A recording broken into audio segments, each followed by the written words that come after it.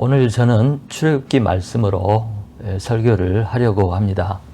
그동안 오랫동안 요한복음 말씀을 1장부터 12장까지 공부를 했는데요. 아무리 좋은 말씀도 계속 들으면 좀 질리고 지루하죠. 그래서 말씀을 바꾸어 설교를 하도록 하겠습니다. 그래서 지난번 우리가 출애굽기 말씀을 상당히 오랫동안 살펴보았는데 오늘 다시 출애굽기로 돌아가서 말씀을 전하려고 합니다. 오늘 말씀은 출애굽기 17장 1절에서 7절입니다. 그리고 말씀 제목은 순종했는데 왜 이런 일이, 이런 제목으로 말씀을 나누겠습니다. 우리가 마지막으로 보았던 출애굽기 16장에는 이스라엘 백성들이 하나님께서 내려주신 만나를 먹게 된 사건을 기록하고 있습니다. 이때로부터 이스라엘 백성들은 40년 동안 광야에서 만나를 먹고 생존할 수가 있었습니다.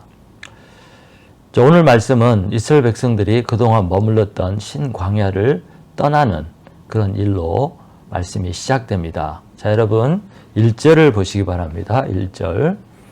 이스라엘 자손의 온 회중이 여호와의 명령대로 신광야에서 떠나 그 노정대로 행하여 르비딤에 장막을 쳤으니 백성이 마실 물이 없었더라. 이스라엘 백성들이 여호와의 명령대로 신광야를 떠났다고 말씀하고 있습니다. 이 말씀은 신광야에 머물렀던 구름이 이제 이동을 했다고 이렇게 볼 수가 있습니다. 또 하나님이 직접 모세에게 이제 이동하라고 명령을 내린 것일 수도 있습니다. 이들은 이제 신광야를 떠나서 르비딤에 장막을 치게 되었습니다. 르비딤이라는 그 장소도 하나님이 정하신 것이고 아마 구름이 그곳에 멈췄기 때문에 이스라엘 백성들이 그곳에 장막을 쳤다고 생각합니다. 또 하나님께서 모세에게 야, 이곳에서 멈추어서 장막을 쳐라, 그렇게 말씀하신 것일 수도 있습니다. 어쨌든 명령에 순종해서 이들이 신광야를 떠났고 르비딤에 정착을 하게 되었습니다. 그런데 문제가 생겼습니다. 그것은 그 주위에 마실 물이 없다는 것이었습니다. 이런 대규모의 사람들이, 거의 200만 명이나 되는 대규모의 사람들이 물이 없는 이런 곳에 정착을 하고 장막을 친다는 것은 상식적으로 있을 수가 없는 일입니다. 주거지는 반드시 물이 가까이 있는 곳에 정해야 합니다. 이것은 기본 상식이죠. 그래서 질적으로 모든 마을, 도시, 이런 주거지들은 시내나 또 강이나 호수가 있는 곳에 생겨납니다. 그만큼 물이 중요하죠. 그런데 하나님은 이스라엘 백성들을 물이 없는 곳에 정착을 하게 하고 거주하도록 했습니다. 그래서 문제가 생긴 것입니다. 자, 그러면 이런 상황에서 우리는 하나님이 이런 기본적인 상식을 모를 리가 없는데 왜 하나님께서 이런 곳에 캠프, 정착을 하도록 하셨을까 하는 의문을 당연히 갖게 됩니다. 그리고 또 이런 상황이 되면 정착을 했는데 마실 물이 없다, 아주 곤란한 이런 상황이 되면 사람들은 두 가지 생각, 두 가지 반응을 보이게 됩니다. 그 점을 오늘 말씀을 통해서 살펴보도록 하겠습니다. 첫째 부류의 사람은 어떤 사람이냐면 왜 하나님께서 물이 없는 곳으로 인도를 해가지고 정착하게 하고 우리를 이렇게 힘들게 하고 그렇게 하는가 하고 불평하고 원망하는 사람들입니다. 왜 하나님께서 이렇게 했는가 하고 원망하고 불평하는 부류의 사람들이 있습니다. 자, 2절 3절을 보시기 바랍니다. 2절 3절. 백성이 모세와 다투어 이르되 우리에게 물을 주어 마시게 하라. 모세가 그들에게 이르되 너희가 어찌하여 나와 다투느냐? 너희가 어찌하여 여호와를 시험하느냐? 3절. 거기서 백성이 목이 말라 물을 찾으매 그들이 모세에게 대하여 원망하여 이르되 당신이 어찌하여 우리를 애굽에서 인도해 내어서 우리와 우리 자녀와 우리 가축이 목말라 죽게 하느냐. 백성들은 이제 목이 말랐습니다. 그래서 물을 찾게 되었습니다. 그런데 당연히 하나님과 또 그들의 지도자 모세가 물이 있는 곳으로 인도하였고 또 물이 있을 것이라고 당연히 믿었던 그 물이 없다는 사실을 알았을 때 대단히 화가 났습니다. 무엇 일을 이따위로 해? 아니 이게 말이 돼? 막 하면서 흥분하고 이제 화가 났습니다. 그래서 이들이 이렇게 말한 거죠. 왜 우리를 이곳으로 데려왔느냐? 물이 절대적으로 필요한데 물 없는 곳으로 데려온 도대체 모세 당신은 생각이 있는 사람이냐? 우리의 리더가 맞느냐? 왜 우리와 우리 자녀와 우리 가축이 이곳에서 목말라 죽어야 하느냐? 막 이런 원망과 불평을 쏟아낸 것이죠. 그래서 이들은 모세와 막 다투었습니다. 아마 제가 그 당시 그 현장에 있었다면 나도 이들과 같은 반응을 했을 거라고 이렇게 생각을 합니다. 저도 매사에 좀 부정적이고 또 쉽게 남을 원망하고 불평하는 그런 습성을 가지고 있기 때문입니다. 그래도 화가 나고 말이 안 돼도 그래도 우리는 이런 상황에서 해야 할 말이 있고 하면 안 되는 말이 있습니다. 그런데 이들은 상황이 어렵다고 상황이 절망적이라고 해서는 안 될 말을 쏟아냈습니다. 그것이 무엇이죠? 왜 우리를 애굽에서 구원해 냈느냐는 거죠. 이게 말이 됩니까? 왜 구원했어? 그리고 왜 우리를 여기서 죽게 만드느냐? 차라리 노예로 살지언정 구원을 안 받았으면 좋았겠다 하는 이런 정말 막가파식으로 극단적인 발언을 이렇게 한 것입니다. 또 이들은 하나님이 자신들을 이곳으로 인도해서 목말라 죽게 만든다는 그런 표현을 함으로써 하나님을 악한 분으로, 나쁜 분으로 이렇게 말을 하고 있는 것입니다. 가끔 우리가 이제 싸우는 사람들을 보는데 특히 이제 사랑을 해서 서로 좋아서 결혼을 했잖아요. 근데 그렇게 좋았던 사람과 결혼해서 사소한 일로 잘 다투게 됩니다. 또 별것도 아니고 정말 아무것도 하나도 중요하지 않은 일 갖고 이렇게 다투다가 이제 한 사람이 극단적인 발언을 쏟아냅니다. 우리 잘못 만났어.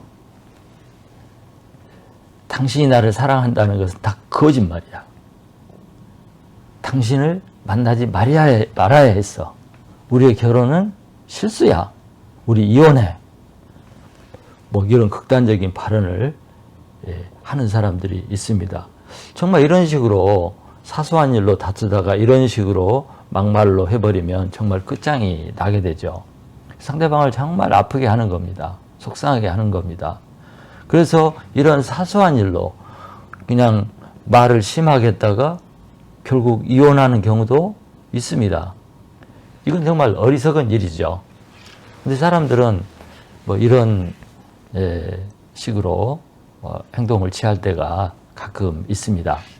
그래서 여러분, 사람이 아무리 싸워도 화가 나도 아무 말 대잔치로 아무 말이나 극단적인 말 이런 건 하면 안 됩니다. 그러면 정말 일을 망치고 사랑하는 사람에게 엄청난 상처를 주게 되고 나쁜 결과가 나올 수가 있습니다. 그런데 이스라엘 백성들이 지금 하나님에게 모세에게 그렇게 했습니다. 뭐하러 우리를 구원했느냐? 우리를 죽이려고 여기까지 데려왔느냐? 정말 잘못된 말이죠. 그러면 왜 이들이 이렇게 막가파식으로 극단적인 말을 막 쏟아냈을까요? 왜 이렇게 상식도 없고 은혜도 모르는 이런 악한 말들을 했을까요? 상황이 너무 심각하고 현실이 너무 절망적이어서 그랬을까요? 그래서 화가 나서 그랬을까요? 뭐 그럴 수도 있죠. 그러나 가만히 생각해 보면 그 이유가 있습니다. 첫 번째 이유는 그들이 이 장소에 오고 싶어서 온 것이 아니라는 것입니다. 그들은 하나님과 모세를 믿고 하나님의 명령에 순종해서 따라온 것입니다. 이렇게 무리 없는 곳으로 오게 된 것은 자신들의 결정이 아니었어요. 당연히 하나님이 좋은 곳으로, 살만한 곳으로 인도하리라고 믿고 순종한 것이었죠.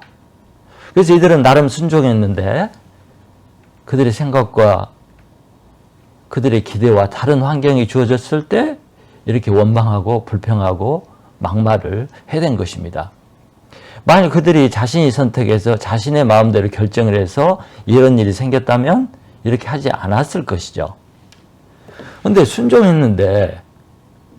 순종해서 따라왔는데 기대와는 다르게 전혀 좋지 않은 상황, 또 절대 일어나서는 안 되는 상황이 발생을 했기 때문에 이렇게 화가 나고 분노하고 막말을 해댄 것입니다. 내가 잘못한 게 없다 이거죠. 그 다음에 두 번째는 무엇보다도 근본적인 이유는 불신 때문입니다. 믿지 못하는 거, 불신, 신뢰하지 않는 거.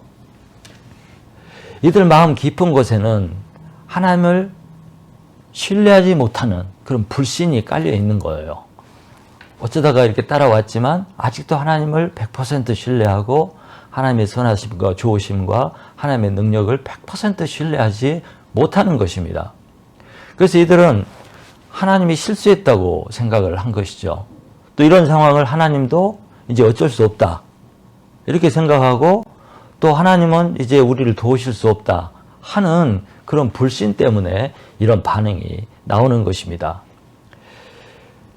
이와 같은 불신은 신앙생활을 하는 우리, 신앙의 여정을 가는 우리에게도 발생하는 문제고 또 그 결과 많은 문제를 야기하게 됩니다. 우리 신앙생활을 방해하기도 하고 또 포기하기도 하고 또 하나님과의 관계를 망가뜨려서 살아갈 수 없는 그런 결과를 만들어내는 거죠. 그래서 이런 사고를 갖고 신앙생활을 하고 이렇게 불신 가운데 신뢰하지 못하고 신앙생활을 하면 정상적인 신앙의 삶을 살 수가 없게 되는 것입니다. 그런데 우리가 이런 실수를 참 많이 합니다. 신앙생활을 하다가 어려움이 생기면 이렇게 반응하고 이런 실수를 합니다. 처음 신앙생활을 시작하신 분들, 초신자들, 이런 분들은 신앙생활을 시작할 때 대부분이 큰 기대를 가지고 신앙생활을 시작을 합니다.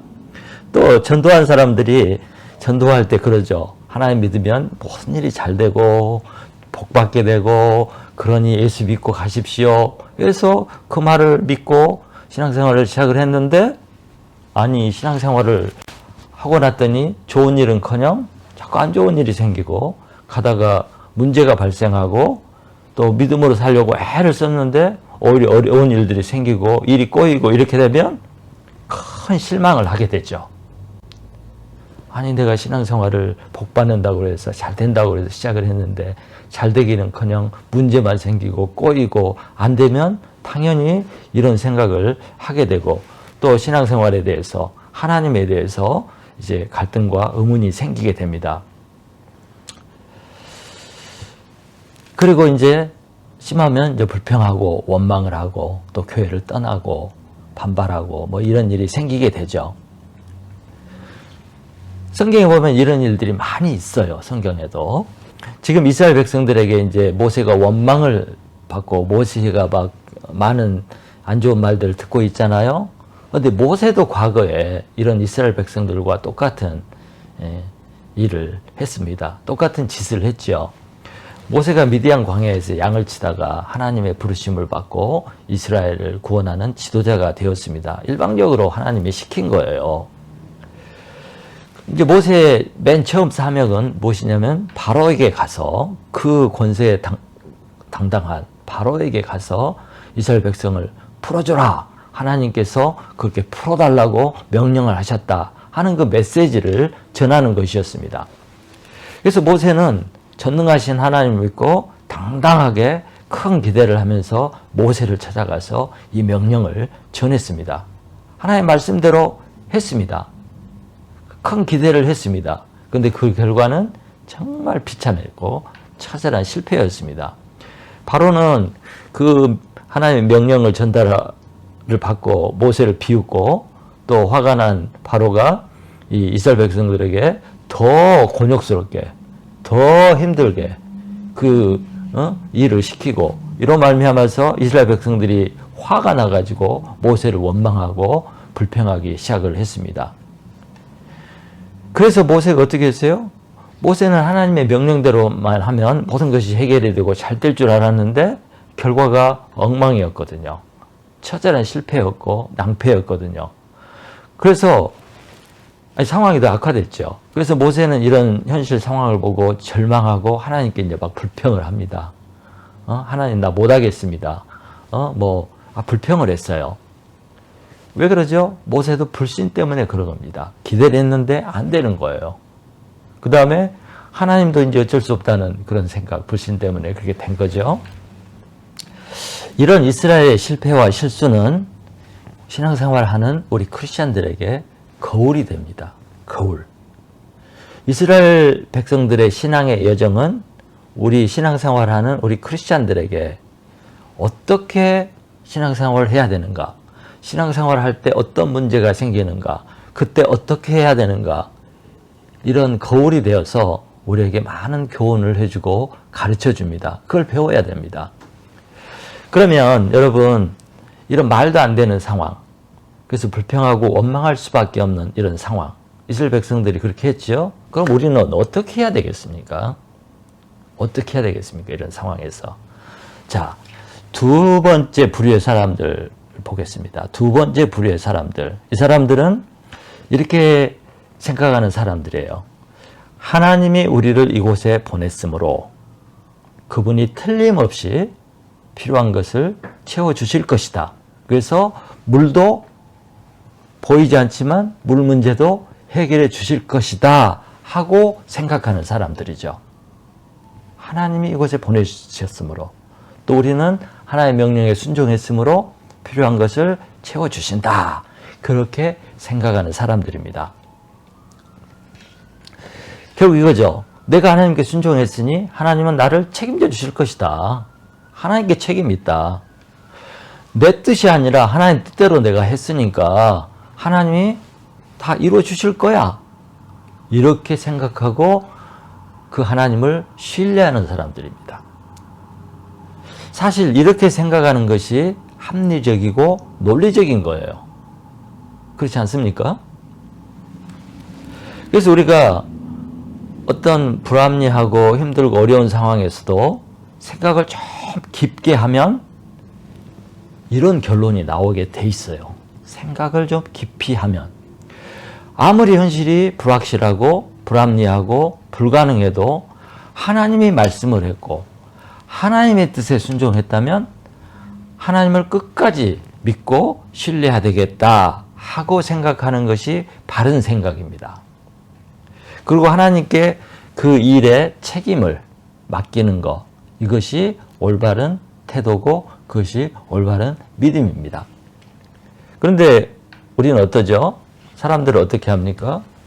사람들은 좀 생각이 불합리하거나 또 불가능한 상황을 만나거나 또 길이 보이지 않는 상황이 되면 먼저 이제 나쁜 감정이 올라오고 이제 이렇게 화를 내죠. 화를 냅니다. 감정이 올라가서 화를 내고 막 씩씩거리면 어떻게 되죠? 생각이 마비가 됩니다. 생각이 정상적으로 발동을 하지 않습니다. 그래서 화가 나면 막 인간적인 생각, 부정적인 생각이 앞서게 되죠. 그러면 믿음은 다 도망가 버리고 이제 불신이 앞서게 됩니다. 불신이 앞서게 됩니다. 그래서 여러분, 신앙생활 하다가 순종했고 기도했고 하나님을 잘 따르다가 문제가 발생하고 내 기대에 어긋나고 절망적인 상황, 어려운 상황이 되면 우리의 감정과 인간적인 사고를 우선 멈춰야 합니다. 스탑! 멈춰야 해요. 그리고 한번 생각을 해봐야 돼요. 가만히 앉아서 생각을 해봐야 돼요. 생각할 때 하나님은 어떤 분이고 또 하나님이 하신 약속은 어떤 것이었고 또 하나님이 과거에 나를 어떻게 인도해 줬고 또 하나님이 성경에 보면 과거에 어떻게 하셨는가? 이런 것을 생각을 해봐야 되는 거예요.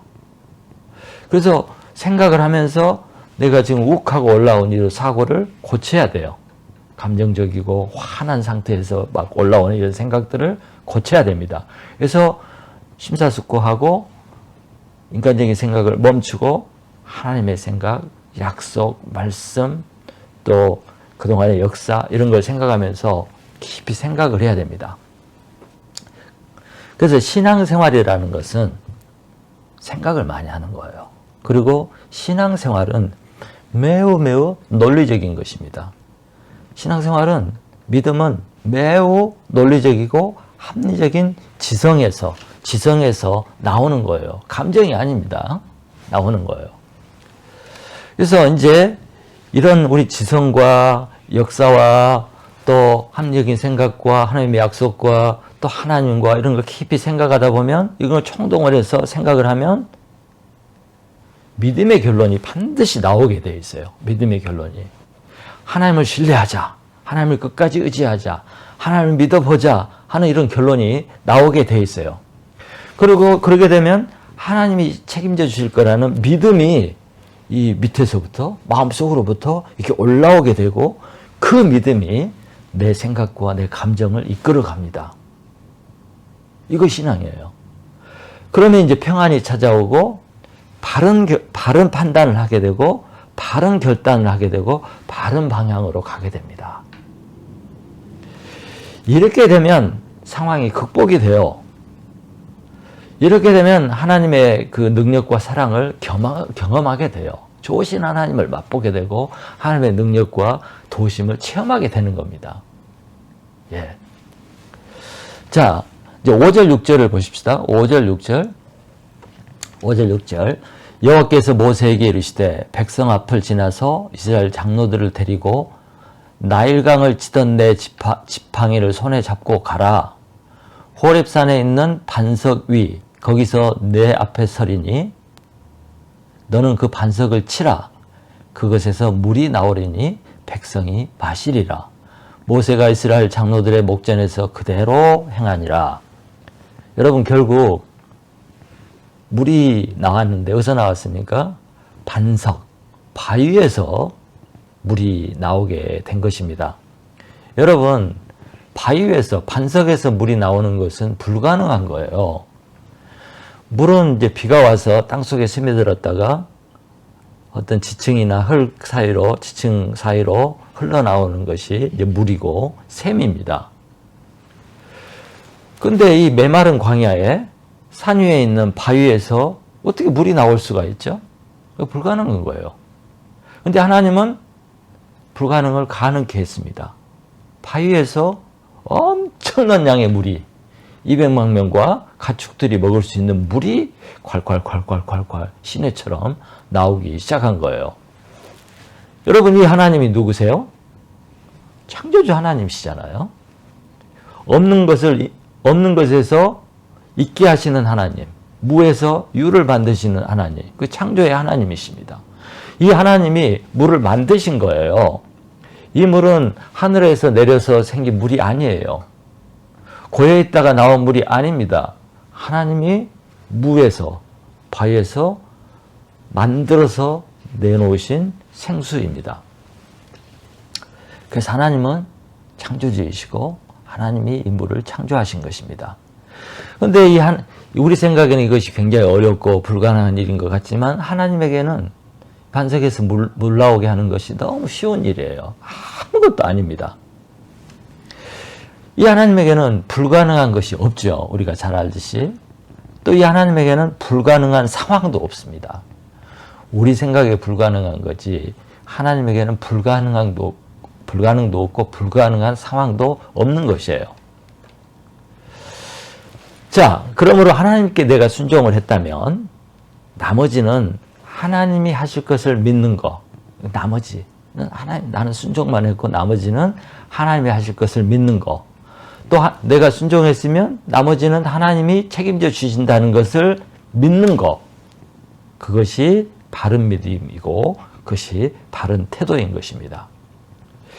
이런 자세를 하나님이 믿는 우리에게 기대하시고 요구하십니다. 하나님은 우리 성도들이 이런 사람이 되기를 원하십니다. 그래야 우리가 이 세상에서 평안을 누리고 그래야 이 믿음의 길을 끝까지 갈 수 있고 마침내 소망의 항구에 이르게 되는 것입니다. 자, 이제 결론을 짓겠습니다. 자, 하나님이 이스라엘 백성들을 르비딤으로 인도를 했습니다. 그런데 물이 없어서 이 르비딤에서 이스라엘 백성들이 하나님과 다투고 모세와 다투고 하나님을 능력을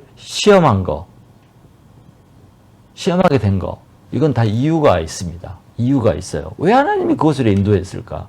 왜 물이 없는 곳으로 인도했을까? 그래서 왜 화나게 했을까? 다 이유가 있어요. 자, 이스라엘 백성들은 이제 갓 신앙생활을 출발한 사람들입니다. 애굽에서 나온 지 얼마 안 돼요. 이들은 신앙이 제대로 없어요. 그동안 믿음으로 살지도 않았습니다. 이제 신앙의 여정을 갓 출발한 사람들이에요. 그래서 영적으로 신앙적으로 이들은 어린 아이와 같습니다. 하나님은 이들의 믿음이 매우 어리다는 거, 하나님을 경험하고 채워본 적도 없었어요, 과거에. 그래서 이들이 천방지축이고 믿음이 없어서 막 쉽게 없애다고 뒤집어지고 불평하고 원망하고 막 돌아가자 그러고 왜 구원했냐 그러고 이런 엉망진창인 이들인 것을 하나님은 알고 있었습니다. 그래서 하나님은 이들에게 믿음으로 사는 것이 어떤 것인지, 믿음이라는 것은 무엇인지, 어떻게 믿음으로 살아야 되는지 이것을 가르쳐주고 싶었던 것입니다. 믿음으로 살려면 어떻게 해야 되는지, 어떤 생각을 해야 되는지, 어떤 태도를 해야 되는지, 어디까지 가야 되는지 이런 것을 가르쳐주고 싶었죠. 그래서 하나님께서 이들을 일부러 물이 없는 르비딤으로 데려간 것입니다. 그것에 장막을 치게 한 것이 바로 그런 이유예요. 뭔가를 가르쳐주기 위해서, 그 믿음을 키우기 위해서, 하나님 자신을 보여주기 위해서. 여러분, 사람들은 쉽게 변하지 않습니다. 하루아침에 변한다는 것은 불가능한 일이고 정말 사람은 변하는 것이 어렵습니다. 정말 우리 인간들은 고집도 세고 자기 생각이 너무 강하고 자기 생각이 너무 많은 존재가 우리 인간입니다. 뭐 소고집 얘기하고 뭐 최 씨가 고집이 세다 얘기하지만 우리 인간들은 다 똑같아요. 인간의 고집과 또 우리가 쌓아놓은 생각의 요새 진찌는 정말 견고해서 쉽게 무너지지를 않습니다. 그래서 신앙생활이 어려운 거예요. 자기 생각이 너무 세고 고집 세고 안 바꾸기 때문에 어려운 겁니다. 그래서 신앙이 성장하지 못하고 오랫동안 신앙생활을 해도 어린아이 신앙에 머무르게 되는 것이죠. 그래서 우리가 전능하신 하나님의 능력과 도우심과 선하심과 그 사랑을 체험하지 못하는 것이에요. 그래서 오늘 우리가 이 말씀을 통해서 배워야 할 것은 하나님을 끝까지 신뢰하고 순종해야 한다는 것. 하나님의 선하심을 끝까지 믿어야 한다는 것. 어떤 상황에서 하나님이 전능하신 하나님이신 것을 믿어야 한다는 것. 그것을 오늘 말씀을 통해서 배워야 하는 것입니다. 여러분, 가만히 생각해 보세요. 하나님이 우리에게 무슨 명령을 내렸어요. 이렇게 해라. 그러면 그 명령을 순종했을 때 나머지 책임은 누구에게 있습니까? 하나님에게 있는 거죠. 그래서 하나님이 명령하실 때는 하나님이 책임을 지겠다는 것이에요. 그것을 우리가 알아야 합니다. 또 성경에 하나님의 약속이 많이 있죠. 하나님이 무엇을 약속했을 때는 그 약속을 책임지겠다는 뜻이에요. 그럼 우리가 이 하나님을 믿을 때 우리가 명령에 순종하고 우리가 약속을 붙들고 나갈 수가 있는 거예요. 그래서 우리가 하나님의 명령에 순종하고 그 약속을 붙들고 전진을 하면 누가 긴장을 하겠습니까? 하나님이 긴장을 하시죠. 하나님이 일을 할 수밖에 없어요. 내가 순종했기 때문에. 내가 약속을 붙잡고 하나님께 나가기 때문에. 하나님이 긴장하고 하나님이 일을 시작할 수밖에 없습니다. 이런 사람이 바로 하나님을 어렵게 긴장시키는 사람이고 하나님을 일하게 만드는 사람인 것입니다. 여러분, 다니엘의 세 친구가 우상에게 절하지 않으므로 어떻게 됐어요? 뜨거운 풀무불에 그냥 던지면 타서 죽어버리는 그 풀무불에 들어가게 됐어요. 왜? 하나님 명령에 순종했기 때문에. 우상을 숭배하지 않았기 때문에. 그럼 누가 책임져야 돼요? 하나님이 책임졌죠. 그래서 이들은 풀무불 속에서 불에 머리카락 하나 타지지 않고 왔다 갔다 놀다가 다시 나왔어요. 끄름도 없이. 여러분, 다니엘이 순종해서 창문을 열고 하루에 3번씩 예루살렘에서 기도를 했어요. 그것이 걸려가지고 사자굴에 던져지게 되었습니다. 그럼 하나님 어떻게 해야 돼요? 하나님이 긴장하시죠. 하나님이 일하시죠. 그래서 굶주린 사자의 입을 막아버렸어요. 그리고 사자가 발톱도 못 쓰게 하고 순한 고양이처럼 만들어버렸습니다. 또 하나님께서 아브라함에게 아들 이삭을, 독자 이삭을 바치라고 그랬어요. 아브라함이 2번 생각 안 하고 아들을 데리고 가서 칼을 들고 잡으려고 했습니다. 이때 누가 급해요? 하나님이 급했습니다. 그래서 하나님 아브라함아 아브라함아 부르시고 막았어요. 그래서 우리가 순종하고 약속을 붙들고 나가면 하나님이 긴장하시고 하나님이 책임져 주시고 하나님이 일을 하시게 됩니다. 제가 간증 하나를 하고 마치도록 하겠습니다. 이제 지난해죠. 2020년 8월에 제가 독일에 들어가서 비자 신청을 했습니다.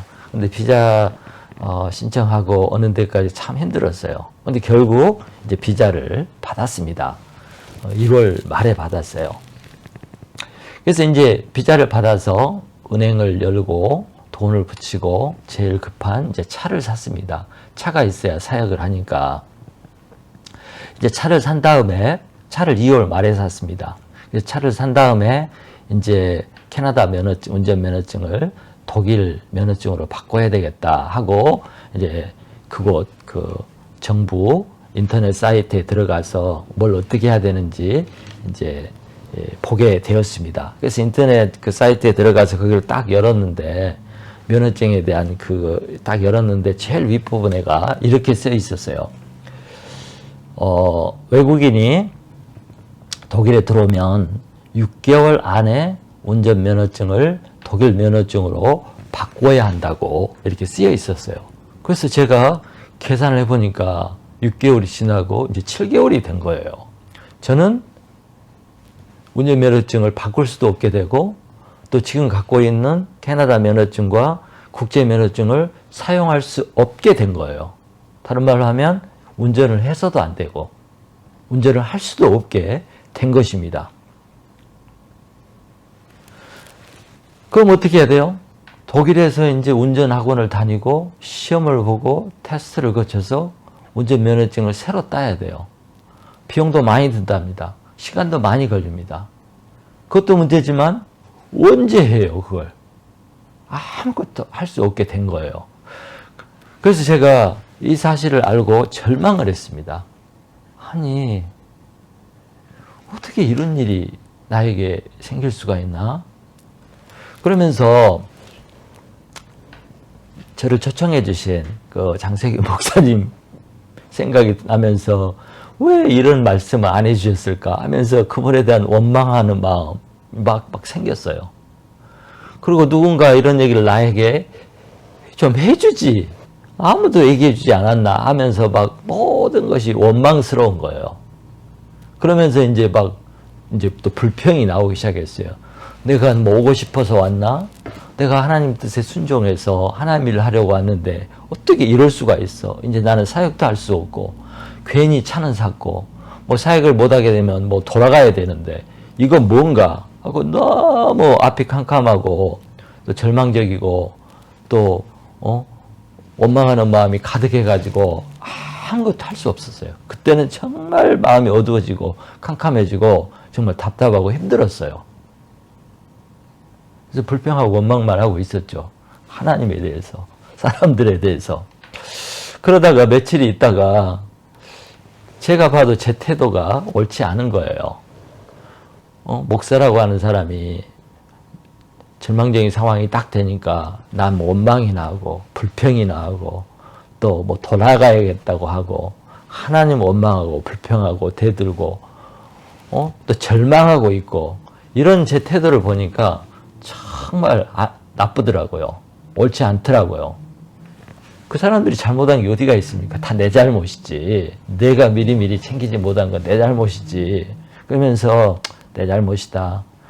이제 회개하고 하나님이 이런 상황에서도 무슨 뜻이 있을 거야. 하나님은 좋으신 분이고 선하신 분이고 내가 하나님 명령에 순종해서 왔는데 반드시 하나님께서 무슨 일을 하실 거야 하면서 마음을 고쳐먹고 절망적인 상황이지만 그 사이트를 다시 처음부터 끝까지 다 읽어보기로 마음을 먹은 거예요. 자, 뭘 준비해야 되냐. 혹시 바꿀 수 있다면 뭘 준비해야 되는지 준비물 뭐 해야 될 걸 읽어보기로 하고 처음부터 읽기 시작한 거예요. 근데 이게 상당히 길었어요. 왜냐하면 드라이버 라이센스만 있는 것이 아니라 뭐 추록도 있고 여러 가지 종류가 다 있었기 때문에 그 몇 페이지가 돼요. 그래서 쭉 읽고 끝까지 읽었습니다. 사실 필요도 없는데. 끝까지 읽었는데 맨 끝에 이렇게 쓰여 있는 거예요.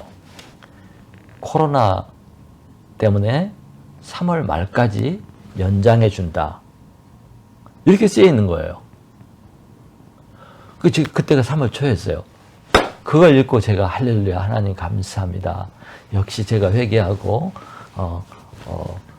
마음을 고쳐먹이니 하나님께서 어떻게 여기를 읽게 해가지고 이 끝을 읽게 해가지고 저를 구제해 주셨습니까? 제가 불평하고 원망하고 있었으면 닫아버리고 딱 있었으면 제가 그걸 찾지를 못하죠. 근데 제가 회개하고 마음을 고쳐먹으니까 하나님이 다시 읽게 하고 그것도 끝까지 읽도록 만들어 주신 거예요. 누가 했어요? 하나님이 하신 거예요. 그래서 그 굿뉴스, 복음 그것을 발견할 수 있게 된 거예요. 그래서 제가 이제 신청을 해가지고 운전면허증을 독일 면허증으로 바꿀 수 있게 된 겁니다. 그래서 제가 여기에서 이제 배운 것은 어떤 상황에서도 하나님을 원망하거나 불평하거나 하지 말자. 또 사람을 원망하고 불평하지 말자. 또 내가 하나님을 이렇게 순종했으므로 하나님은 앞으로도 책임져 주시는 분이구나. 또 하나님께서 이미 답을 놓고 있었는데 제가 몰랐을 뿐이에요. 하나님이 이미 예배해 놓고 있었던 거죠. 이런 사실들을 제가 깨닫고 발견했을 때 정말 믿음을 새롭게 가질 수가 있었고 정말 하나님은 좋으신 분이고 내가 끝까지 하나님을 신뢰하고 믿어야 되겠구나 하는 것을 경험하게 되었습니다. 여러분, 우리가 하나님 명령에 하나님 말씀에 순종하면 하나님은 반드시 우리를 책임져 주십니다. 하나님은 그런 분이에요. 그리고 하나님 우리에게 뭔가를 명령했을 때는 반드시 거기에 하나님의 뜻과 계획이 있습니다. 또 어쩔 때는 하나님이 말도 안 되는 일을 하게 할 때도 있어요. 그런 명령을 할 때는 반드시 그런 이유가 있습니다. 무엇을 가르쳐주고 싶고 무엇을 경험하도록 도와주고 싶고 그 결과로 하나님을 잘 알고 큰 믿음을 가질 수 있도록 도와주려고 하는 것입니다. 한마디로 하면 하나님은 항상 축복과 답을 예배해 놓고 우리에게 말씀하시고 우리에게 요구하신다는 거예요. 대책, 답, 축복 이런 거 하나님이 다 준비해 놓고 또 우리가 순종만 하면 하나님이 다 책임져 주시기로 이미 마음을 먹고 이렇게 계신다는 거예요. 그러므로 사랑하는 성도 여러분, 여러분이 하나님 말씀을 믿고 신앙생활을 출발했다면 또 하나님 말씀에 순종했다면 또 어떤 하나님의 약속의 말씀을 붙들고 기도했다면 어떤 상황에서도 언제나 그리고 끝까지 하나님의 선하심과 하나님의 좋으심과 하나님의 능력과 하나님의 축복을 믿어야 하는 거예요. 그것이 어떤 상황에 부딪혔을 때 올바로 판단하고 생각하는 그런 사람들이 되는 것입니다. 두 번째 사람이 되는 거예요. 그러면 우리는 그 결과 하나님의 능력, 하나님의 선하심, 좋으심, 하나님의 도움을, 축복을 반드시 체험하게 되는 것입니다. 오늘 말씀이 바로 우리에게 그것을 교훈하기 위해서 주신 말씀입니다. 하나님께 순종했는데 왜 이런 일이 하면서 불평하지 말고 하나님이 순종했으니까 하나님이 나를 책임져 주십니다 하고 선포하고 기쁨으로 신앙생활 하시는 여러분이 되시기를 축원합니다. 기도하겠습니다. 할렐루야. 하나님 아버지, 오늘 말씀, 출애굽기 말씀을 보았습니다. 이 말씀을 통해서 하나님이 우리의 믿음을 훈련하고 또 우리가 하나님을 끝까지 믿을 때, 순종할 때 하나님께서 우리의 필요를 채워주시고 우리의 믿음을 성장시키시며 우리를 책임져 주신다는 사실을 배울 수 있었습니다. 하나님, 우리 모두가 하나님을 신뢰하고 하나님을 우리를 책임져 주시는 하나님을 경험하는 우리 성도들이 될 수 있도록 축복해 주시옵소서. 예수님 이름으로 기도하였습니다. 아멘.